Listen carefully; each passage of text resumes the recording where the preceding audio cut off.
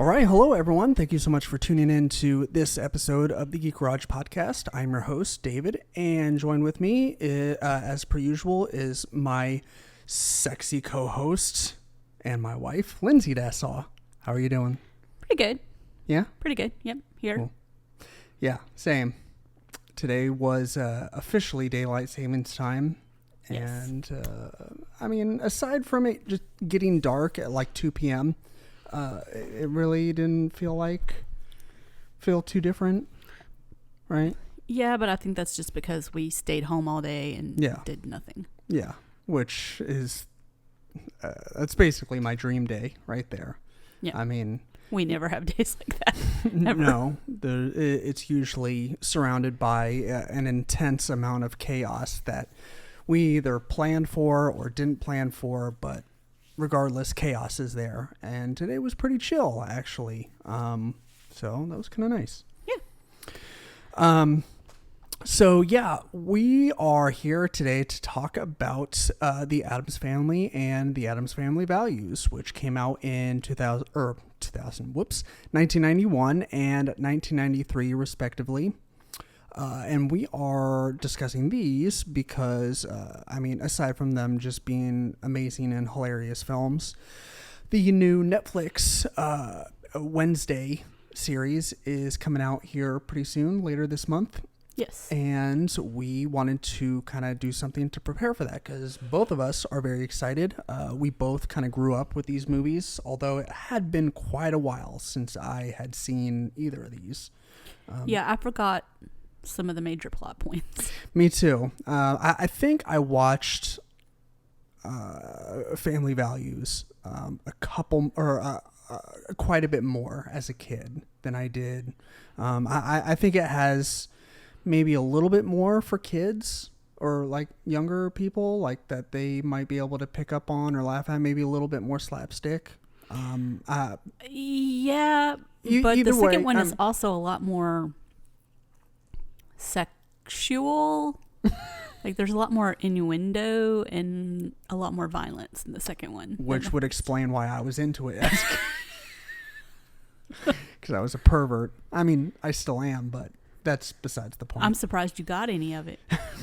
Did someone explain it to you? You'd be surprised at what I can figure out on my own. I mean, there's still a lot that I need you to explain to me, but still. But anyways, so we'll get into all that when we come across that movie, because we are going to do both today. We did kind of go back and forth on like, should we split this up into 2 episodes or what? So we decided to do both of them in one episode, just because we had plenty more to do this month, plenty more that we wanted to do during the month of November, and just breaking this out into 2 episodes was like,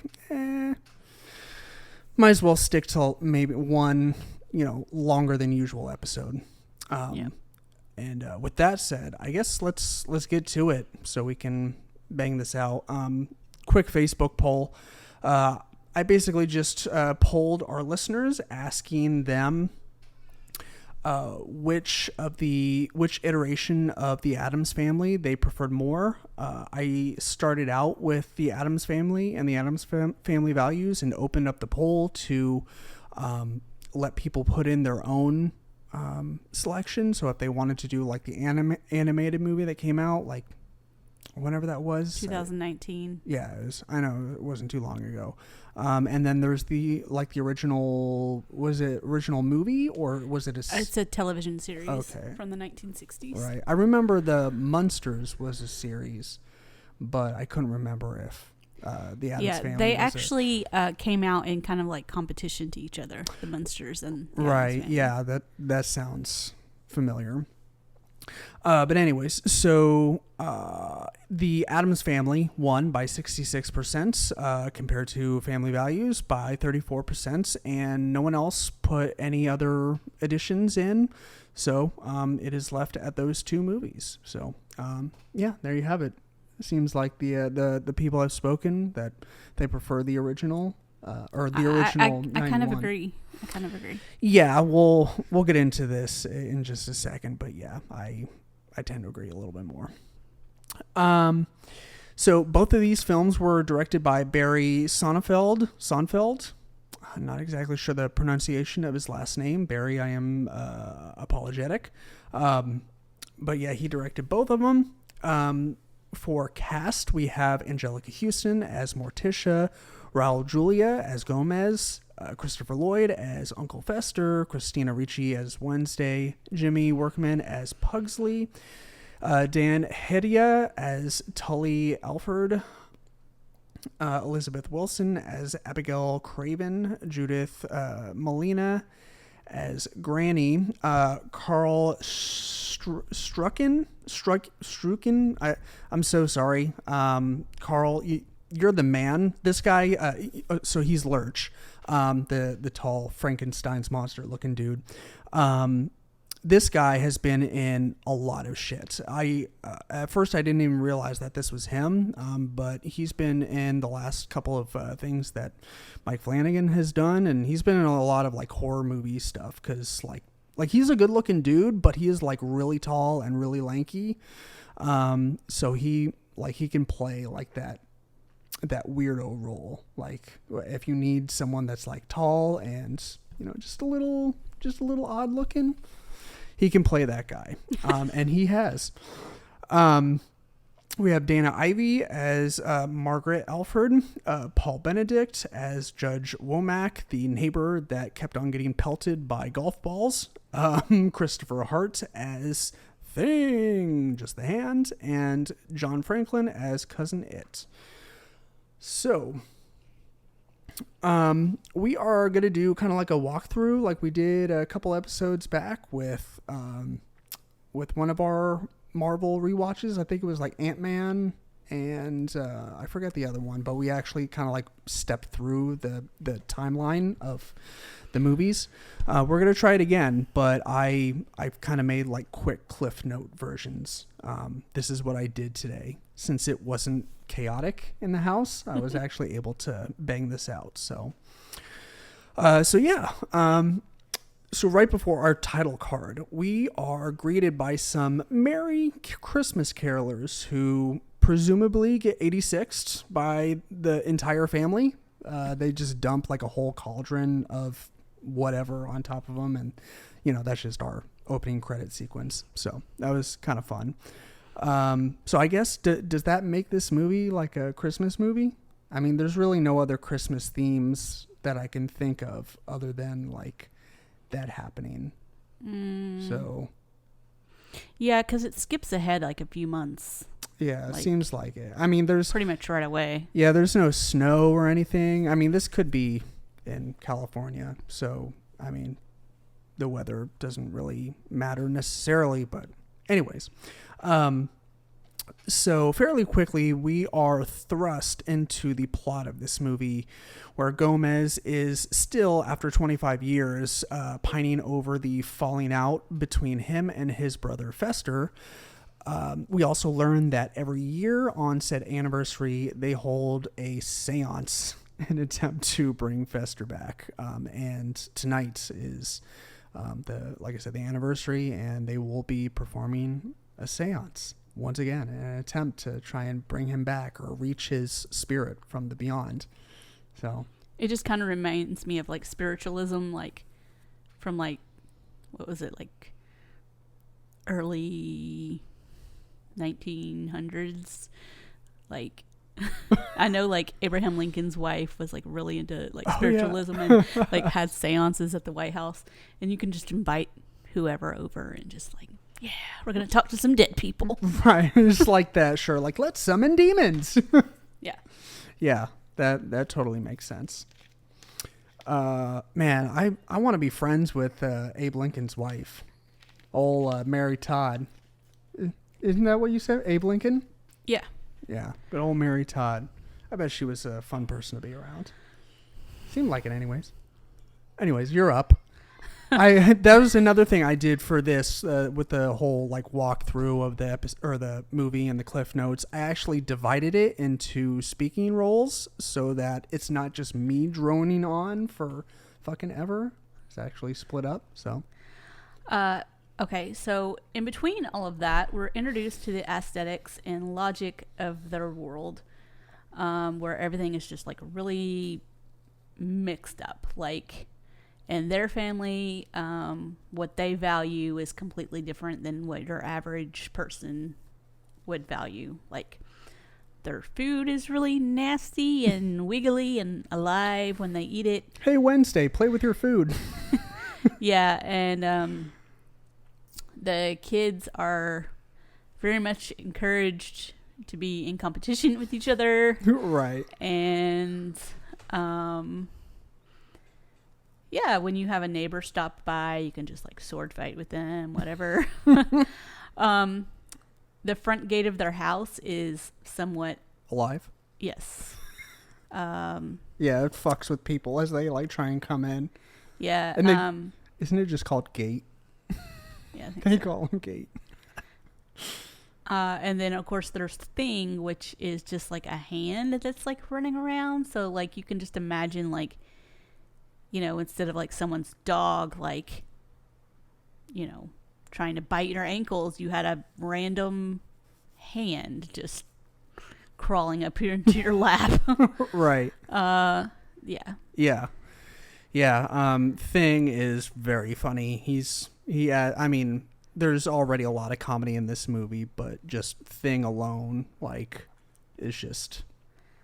And I like how this movie just kind of jumps into it and doesn't like try and explain anything. Like it treats you like an adult basically, and it's just like, yeah, things are fucking weird in this house. Accept it, and we'll move on. True. I think it speaks to just how close knit they are as a family. Like they don't necessarily need to invite in outsiders. They like what they like, and yeah, that's that. Right. Yeah, very true. I mean, they definitely enjoy visitors and enjoy like making friends and stuff, but yeah, that really is one of the big main themes of these two movies is your familial ties and how the people that are closest to you are the ones that are the most important. So but anyway, so we're also introduced early on to the relationship between all the family members, namely Morticia and Gomez, and then Wednesday and Pugsley, the two kids. Morticia and Gomez, in my opinion, are 100% relationship goals. The fact that their relationship is dark and demented definitely helps drive the point home that every successful couple has to have their own like special thing in order for their relationship to work. That's kind of what I got out of it. Like, you know, what's our special thing? Nerd shit. I thought you were going to say this podcast and I was going to be like, oh, okay. No. I mean, the podcast, like for us, like you and I, is fairly new. I mean, I'm loving it so far, but I mean, it is fairly new. So, you know, longevity wise, the things that, you know, make our relationship ours, I'd say are like geeking out over stuff that, I mean, that's kind of what brought us together to begin with, right? Like is like we had acquaintances and whatnot when we first met that weren't really into the same stuff that we were. And we discovered that like when we became friends, we were like, hey, you like Lord of the Rings and Star Wars and other nerdy shit. Like, and I like all that stuff too. So let's go watch those movies. So yeah. So yeah, anyways. So just speaking to the like relationship goals. So there's a couple of languages apparently Gomez and Morticia are fairly familiar with. Yeah, it's all the romantic languages like Spanish, yes. French, and Italian, namely. Yes. Apparently there's some Yiddish in there as well. Okay. What I understand. All right. Yeah, that makes sense. But Gomez calls Morticia Mon Cherie a lot, which is my beloved. Yeah. And Morticia calls Gomez Boobly blah? Boobly blah. Boobly. Bubbla. I think that's it. Yeah, that sounds right. Bubbla. Bubba, bubba, something. bubba. Anyway, which is my darling in Yiddish. Mm-hmm. And those may or may not be exact translations. I looked it up. Don't come at me. I don't speak anything other than English, which is sad. So Tully Alford, which is the family's longtime lawyer, and his wife Margaret arrive at the Addams mansion to pay Gomez a visit. Margaret meets with Morticia about donating items to the charity auction, which the Addams are very generous. They give like some really old antique stuff, and without even like blinking an eye, they're just like, okay, here you go. Right. First she's like going through like this wardrobe, and she's like, this is great uncle whoever's like summer wears, this is his winter wears, and this is great uncle. Look at him, he's just wrapped up. Yeah. Meanwhile, Tully speaks to Gomez about his plan to open a Fester Addams offshore retirement fund. That fucking cracked me up. Yeah. Basically, this is just an attempt to get money because Tully really needs money to pay off some debts of his. Mm-hmm. And so he's hoping that Gomez is just going to hand him over a bunch of money, and then he's going to use that to pay off his debts. And then I don't know what he's going to do when Gomez comes around asking for his money. Yeah, I don't know. What's funny, or what I thought was funny, is that he probably could have just asked Gomez for the money. Yeah. But then we wouldn't have a movie. So, Yeah. But yeah, that is true because Gomez seems like a real stand-up guy. And he would just be like, okay, here you go. So eventually, Morticia and Margaret settle on this ancient Egyptian Chinese finger trap thing to sell at the auction. And Margaret immediately gets her fingers stuck in it. Yep. And has to request Wednesday to help her out getting unstuck. And in the following scene, we're introduced to Abigail Craven. She's a loan shark, and Tully owes her a lot of money. So this is the reason why he's trying to get the money for the retirement fund. Right. Tully eventually proposes the idea of Gordon disguising, which Gordon is Abigail's son, I believe. Mm-hmm. Yeah. And so he proposes the idea of Gordon disguising himself as Gomez, as Gomez's estranged brother Fester, in order to gain access to the family vault. Right. Yeah. There's nothing really like, I don't think historical accuracy was in the forefront of their brains when they were making this movie. But when I saw the Chinese finger trap, it looked old, and I was like it got the wheels turned. I was like, I just know Chinese finger traps as like the fun little toy you get from like prizes when you go play like arcade games and cash in your tickets. But I was like, are they a real thing? Like, was it actually like a torture device, or was it just a party favor? And so big shout out to our good friend Ashley. She was on, when was it? For the Satanic Panic episode for the Stranger Things Yes. episode. She is our good friend, and she's a badass historian. She knows her shit. And I texted her earlier today. I was like, what can you tell me about the Chinese finger trap? And she's like, actually, I don't know, but let me consult my texts. And I did a little bit of research on my own. And we kind of came up with the same thing. She came up with a more informed conclusion, but long story short, there's really no, like, the first citation of a Chinese finger trap was in the late 1800s. I mean, if it was going to be like historically accurate to the Chinese culture, it would have been like before Christ. So So yeah, it's most likely just like a party favor type thing. Also, apologies if you hear our son. He is laughing like a friggin' maniac right now. So, Blue's Clues is hilarious. yeah. If you didn't know. Yeah, I don't. He's in this phase right now where he loves to like fake laugh. I don't know if I should be concerned or not. Well, he definitely gets it from you. Is that right? Yeah. Well, I mean, I do enjoy a good chuckle every now and then.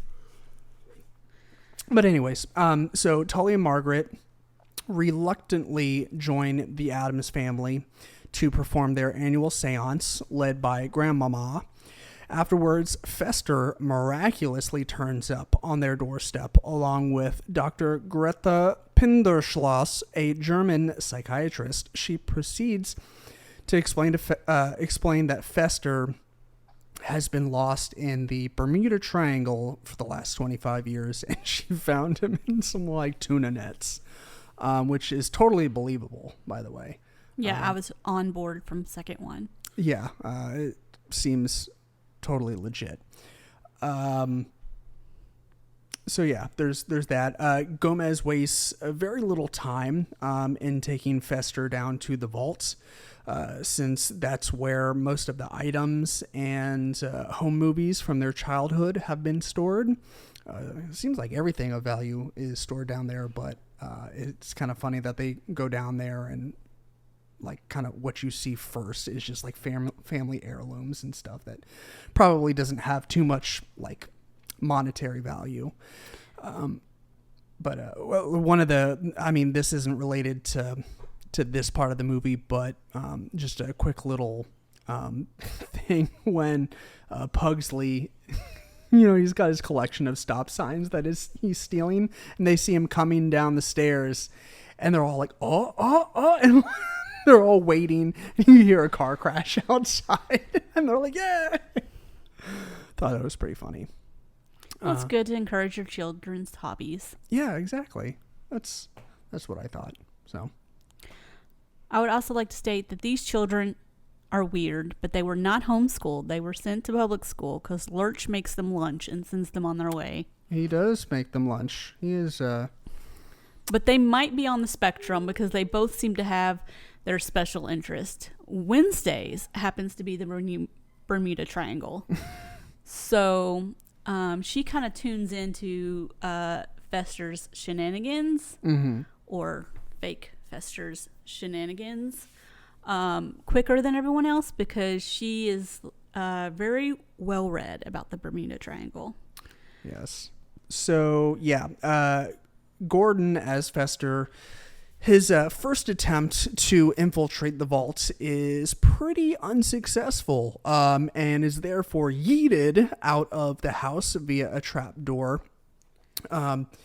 It's there that Morticia finds him and reminds him of she's like, walk with me. And she reminds him of the importance of family to the Addamses, while showing him all the grave sites of not just family, but the people that they've killed in the process, and all the bodies that got buried.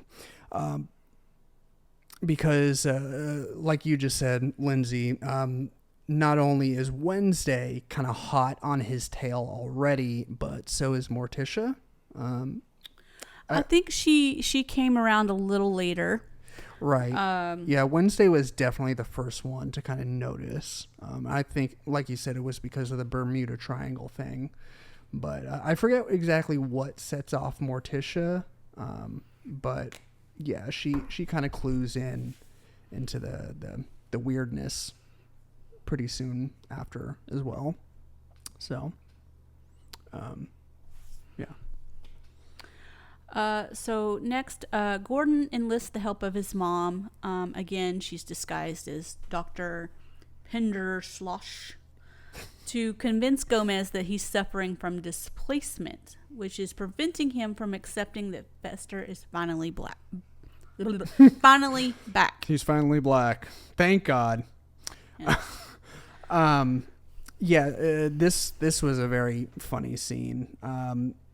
during the scene, Pugsley and Wednesday, they're practicing their fencing for a school play.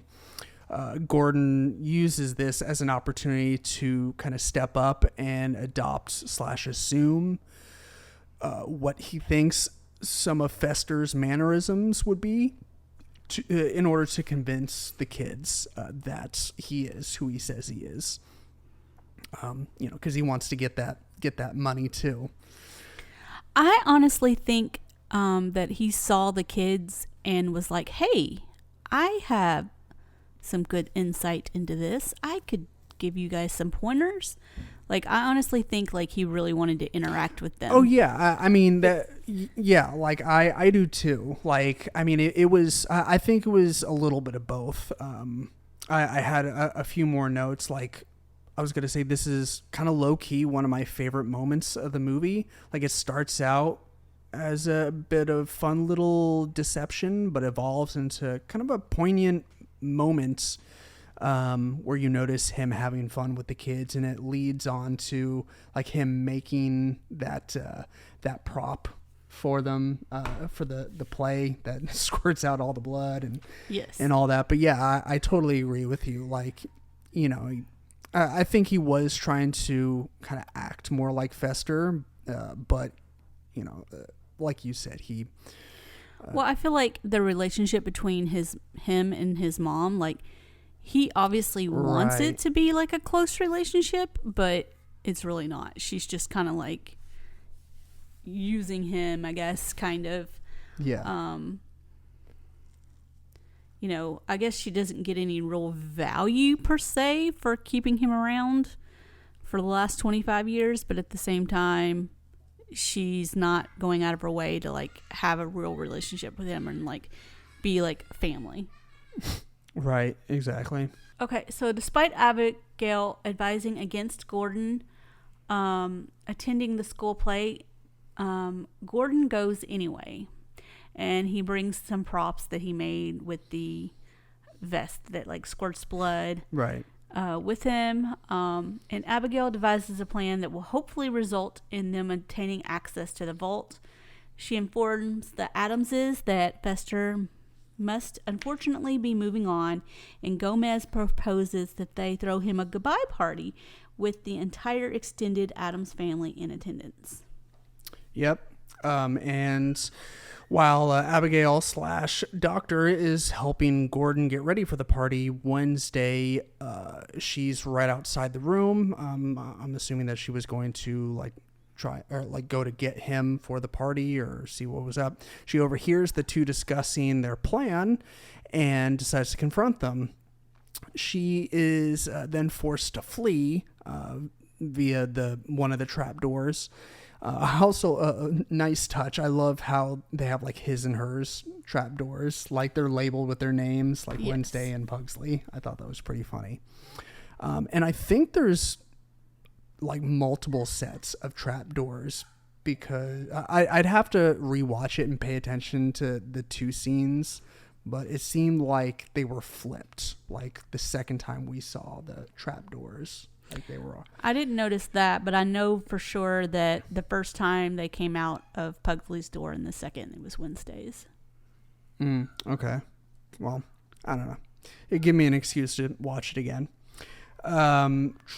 Let's see. So during the party, Tully learns that now that Fester is back, he is the executor of the Addams estate and therefore technically owns the entire property.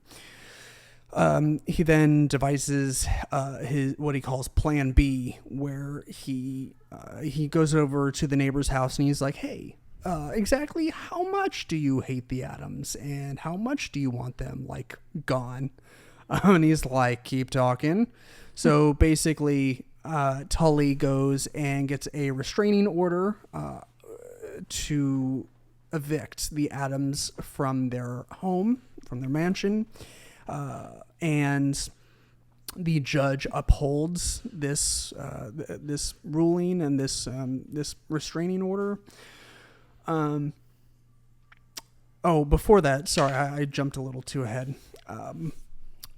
Wednesday is basically, or wasn't on the run, but she flew out the trapdoor, and they're like looking for her.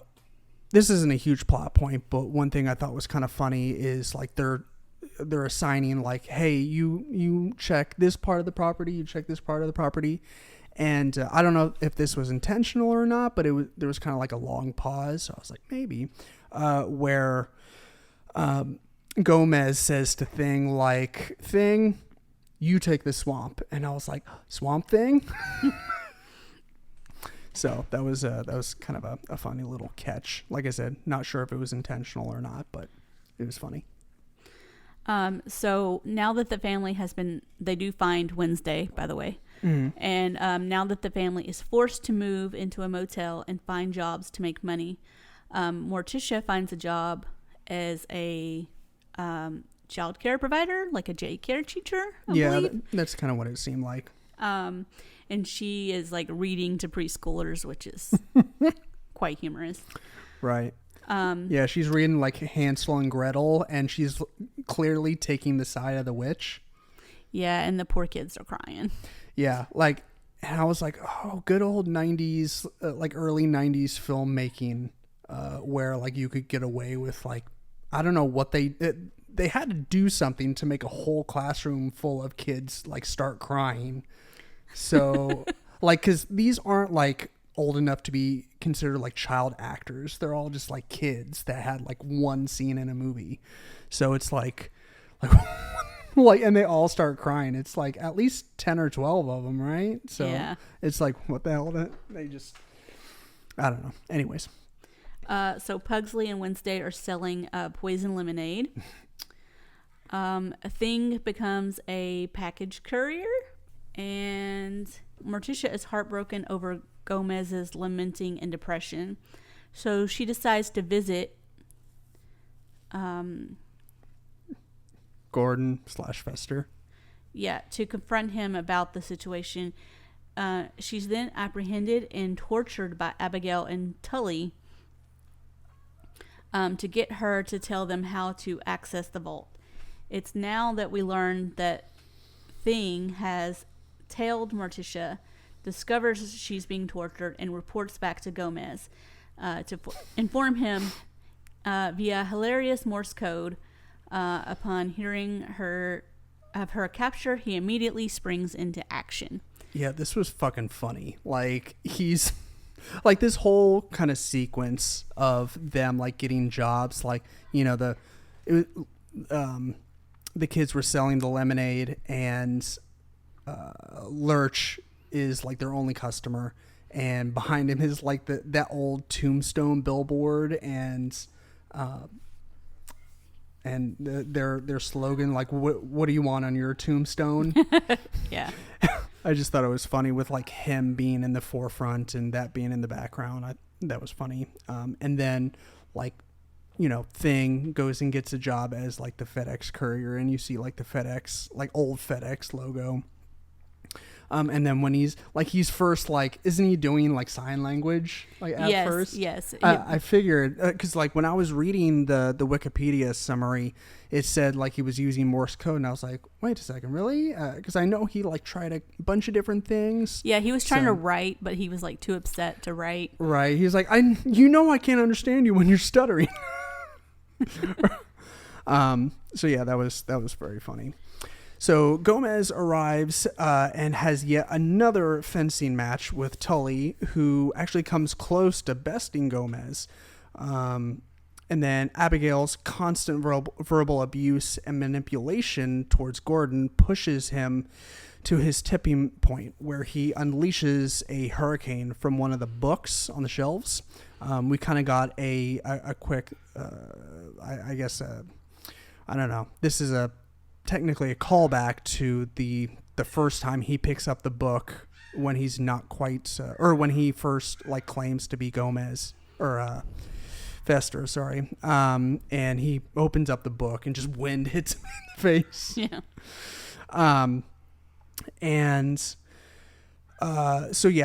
He opens up the book, and it basically just becomes a giant hurricane inside that wing of the mansion.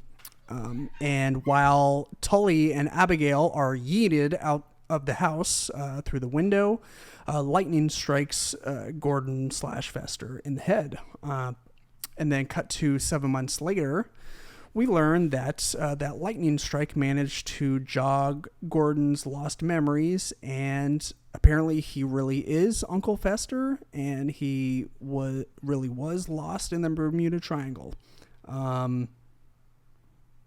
Okay.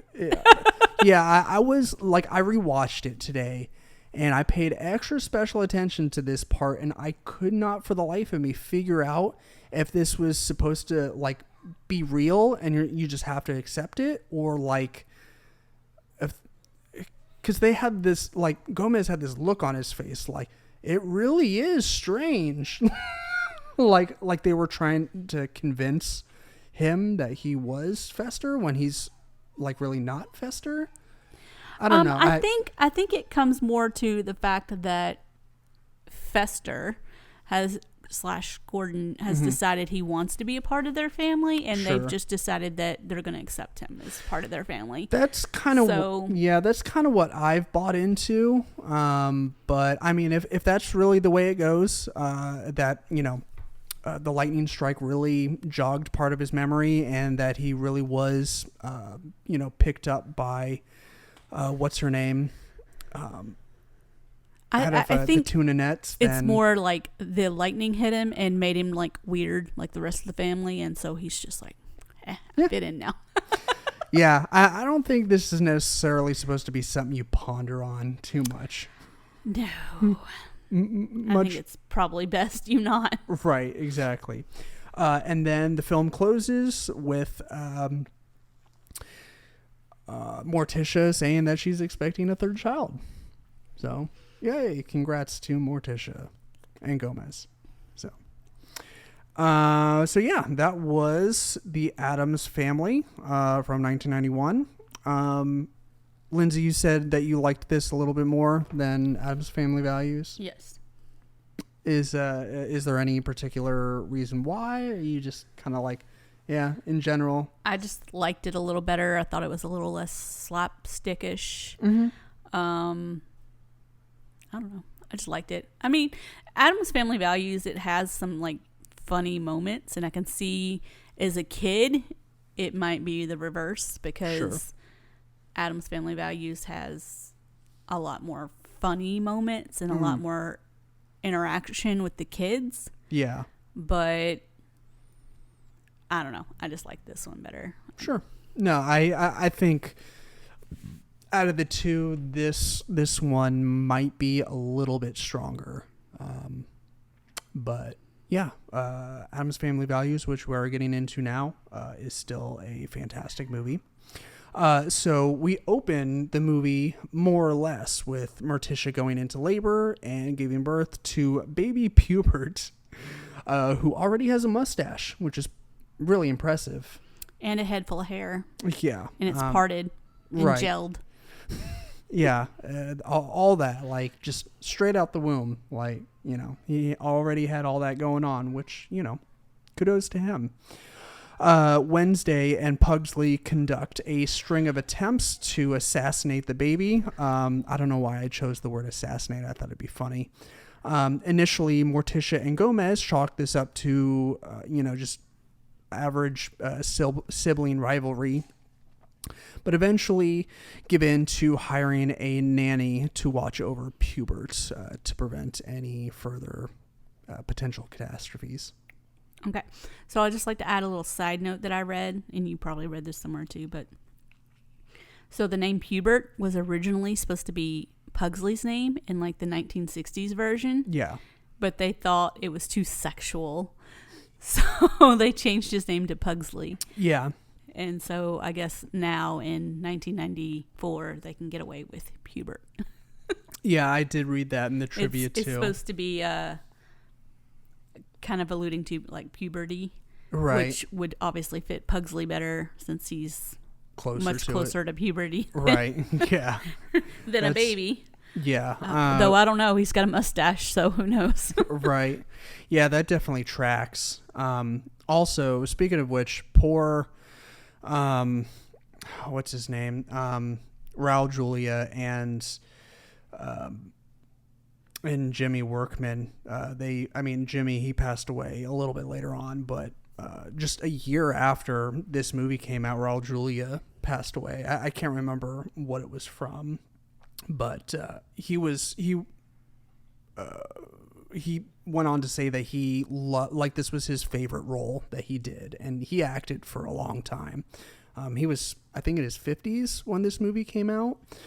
And like he would love like just be walking down the street and kids would recognize him, and like he would love to like do the accent and all that, and act like the role of Gomez. So I thought that was very endearing. So. Yes. Yeah. Anyways. So after a round of nannies, they had a little montage of several nannies not working out. Can't imagine why they wouldn't fit in with this family. Right. Yeah. So weird. They interview Debbie Jelinski, who appears bubbly, but she's able to tolerate the family just fine.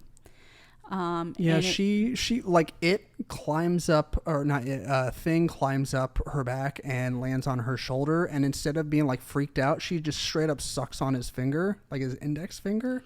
Yeah, that's what I was talking about with like, has a lot more like sexual like. Yeah, I was like, I forgot about that part. I was like, whoa, like what the fuck? Yeah. Anyways. And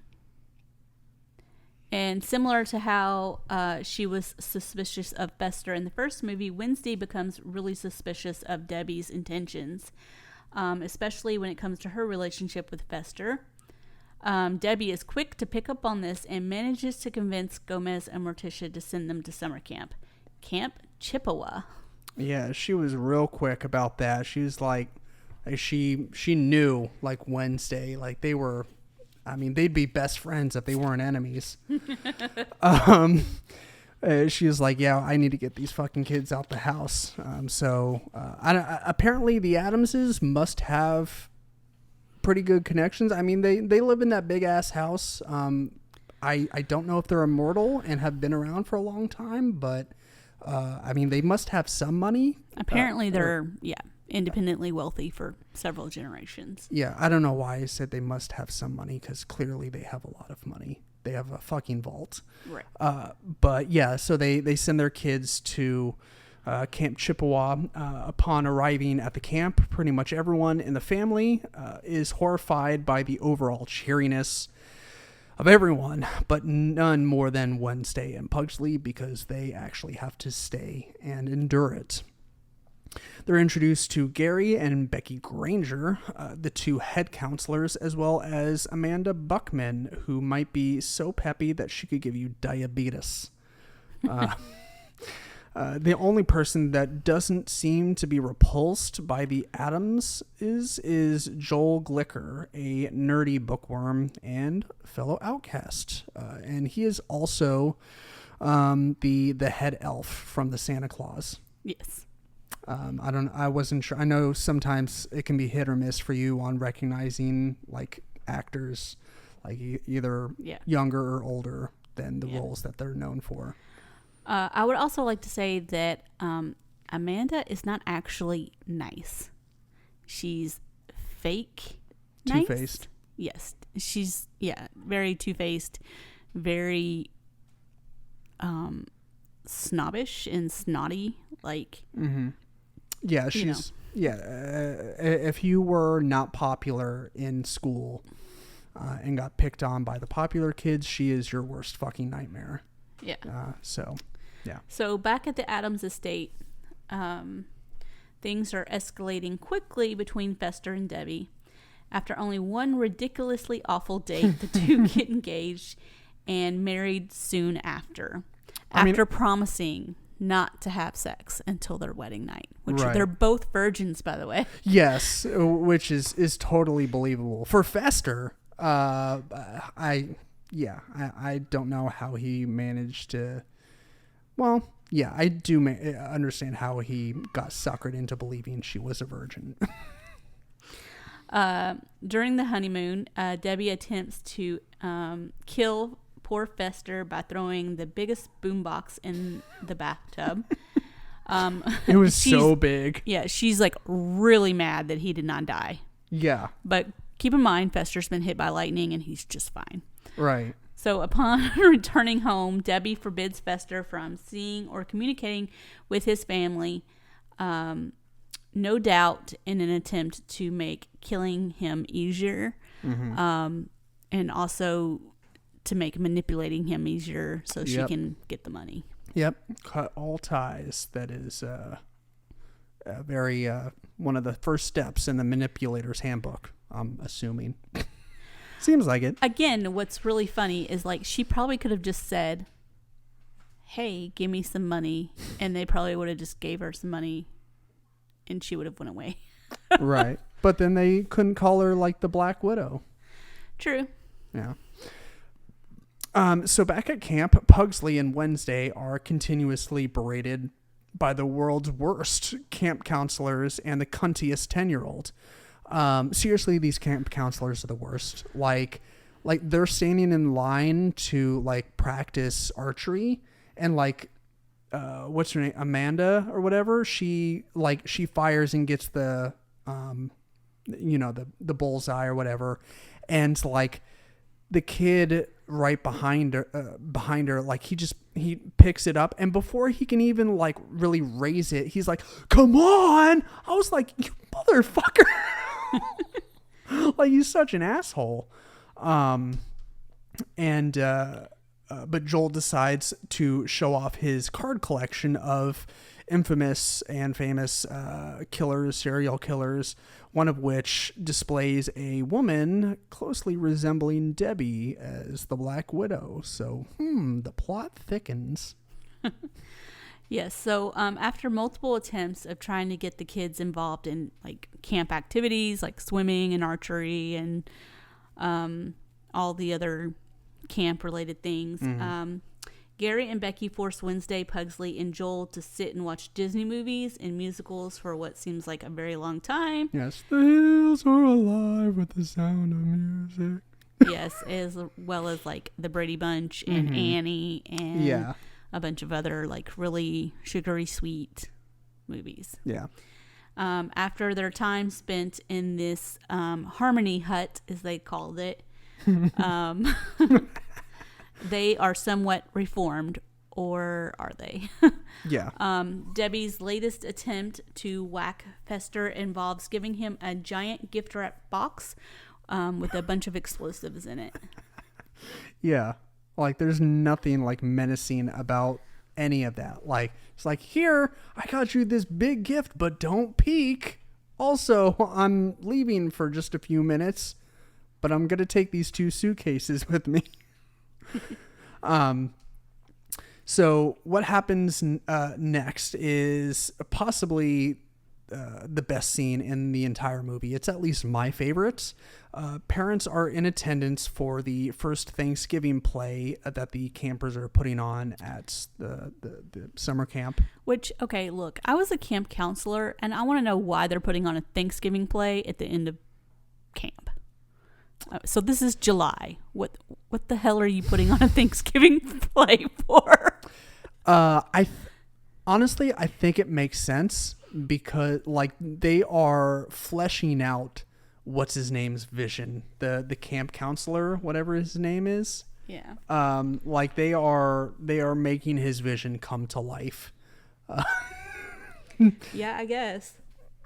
Because that dude is a super douche. But anyways, so yeah, we got Becky Granger as the lead pilgrim and Wednesday as Pocahontas. And we have Wednesday playing Pocahontas very, very nicely. I mean, I don't know if this was necessarily an accurate portrayal, but yeah, things are pretty on script up until the official invitation is extended to the Native Americans from the Pilgrims, and Wednesday begins to deliver a speech that more closely resembles the relationship between them and the settlers, historically speaking. You have taken the land which is rightfully ours. Years from now, my people will be forced to live in mobile homes, on reservations. Your people will wear cardigans and drink highballs. We will sell our bracelets by the roadsides. You will play golf and enjoy hot hors d'oeuvres. My people will have pain and degradation. Your people will have stick shifts. The gods of my tribe have spoken. They have said, do not trust the pilgrims. Especially Sarah Miller. Gary, she's changing the words.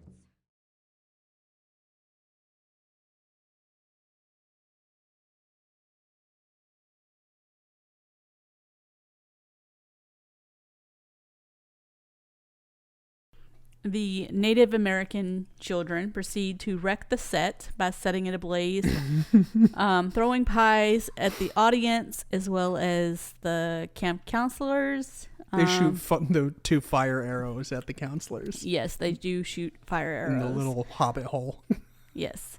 They also tried to burn Becky at the stake. Debbie, meanwhile, back at the mansion, Debbie is partying hard with some sailors at a bar, waiting for her bomb to go off. Mm-hmm. She then drives home just in time to watch the bomb go off and blow up the house with Fester in it. Yep. To her dismay, Fester comes running out of the house to greet her. This is when she drops the act completely and spills the beans about her plan, as Debbie attempts to shoot Fester dead. Thing shows up again. I don't know what these people would do without Thing. I don't know where he came from or how they got him, but or how he drives with just one hand. Like he was alternating between like the gas and the accelerator and the steering wheel, which I mean is impressive, but I don't. Once again, it's a disembodied hand, so a willing suspension of disbelief is required. On the users or the viewers. Well, I'm just talking about they should be really thankful for him because he rescued Morticia back in the first movie, and now he's coming to the rescue again. Yeah, he's like the superhero of this on movie, it. Right? When Debbie, I noticed. I don't know if did you notice Tony Shalhoub's appearance in the bar when they were singing Macho Man? No. I figured you might because you used to watch Monk all the time, or I guess your mom did, and you watched it with her. But, yeah. Anyways, they escape with him as the getaway driver. Back at camp, we have a touching moment, pun intended, between Wednesday and Joel before she and Pugsley escape in one of the camp vans. Wednesday and Joel, they share like a little peck through the fence. We cut back to the Addams estate where basically everyone has the big sad due to Fester and his, him, stating, hey, I want nothing to do with you, which of course wasn't really his true words. Morticia reads The Cat in the Hat to baby Pewert, and unfortunately the cat lives at the end. She reads only like, 1 or 2 passages from it, and you see her flip to the end and she's like, oh, the cat lives. I thought that was a funny touch. However, spirits are lifted when Fester arrives back home, and he admits that he didn't want to wish away his family, that it was all Debbie's doing. Then enters the kids back from camp, and they're like, well, isn't this a glorious reunion? But then Debbie finds her way into the mix with a sawed-off shotgun. I'm not good with guns, but it looks like a shotgun with a shortened barrel. I'm unsure of how this happens. Once again, suspension of disbelief. But she convinces everyone in the family, which is a lot of people, by the way, to get strapped into electric chairs. Including Thing. Yes. Like all of them. So the 5 family members, the grand nana, Fester, Lurch, and Thing. Yes. That's a lot of people that I think could have overtaken her with a gun, considering that like this family seems to be undead. Maybe. So then Debbie goes on a tirade. She basically explains her evil plan, Mm-hmm. as well as her past, explaining how she's killed all of her ex-husbands because they couldn't meet her needs. Grandmama hilariously mocks her. During her ramblings, we see baby Pubert, who was not in an electric chair, Right. roaming around the house with a bowling ball. The bowling ball lands just so that it launches Pubert into the air and then into the room with the rest of the family. As Debbie attempts to flip the switch, he reverses the electric current and fries Debbie like Popeye's chicken. Yep. Basically just turns her into a pile of ash, more or less, right? Yes. Except for her shoes. Yeah, I mean, it was like, it was like not Infinity War all over again. She got dusted. Yeah. Yeah. Sucks for her. Sucks to be you, nerd. So we close out the film with a shot of Margaret and Cousin Itz, Margaret, we haven't really talked about her too much. She was the wife to, what's his name in the first movie? Tully, who she wasn't really a fan of the Addams family. But then I guess during Fester's like going away party in the first one, Yes. she falls for it. right. Yeah. Good old Cousin It. Kind of sounds like Beaker. But yeah, the two of them, her and Cousin It, arrive at the house with their new nanny named Dementia in tow, who also happens to be big and bald, just like Uncle Fester. Yes. We get a fun closing scene with Gomez giving this amazing, short and sweet speech, and then kind of an appropriate closing scene with Wednesday scaring the shit out of what's his name from the camp, Joel. Yeah. I don't think she kills him, but she talks about how she would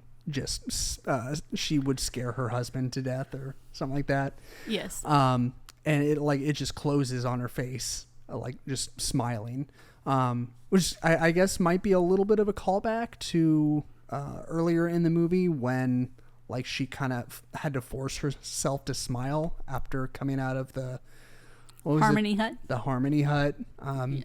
to convince them that she was like converted or whatever, that she was now happy.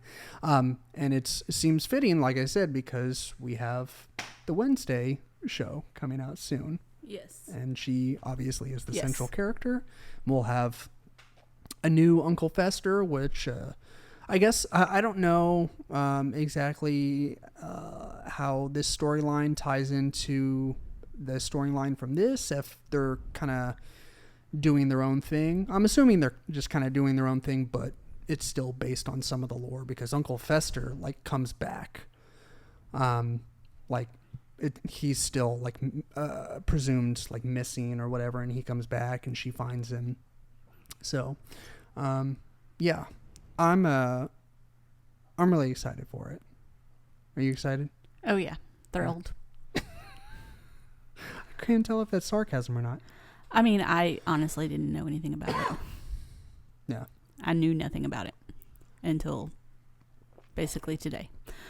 I am excited about Wakanda Forever next weekend. Mm-hmm. Yeah. Super excited about it. That will be our next episode. I think we'll actually be able to go see it together in the theater. Like, we definitely wanted to go see it in the movies. We didn't want to wait until streaming or whatever.